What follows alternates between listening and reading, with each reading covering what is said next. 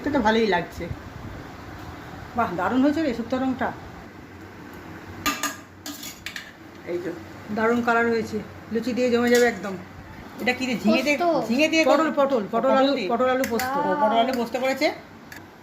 টকের ডাল রয়েছে এখানে, আম দিয়ে আমের টক। টকের ডাল আমের টক, হ্যাঁ কত আমে ভর্তি একদম। এটা হচ্ছে গয়না বড়ি। এটা গয়না বড়ি, খেয়ে দেখবো একটুখানি। কানে পরে ফেল, সুন্দর সুন্দর ডিজাইন আছে। তুমি খেতে ভালো। বন্ধ করে রাখি। আর কিছু আছে না? এখানে ভাত, এক হাঁড়ি ভাত। পায়েস হয়েছে।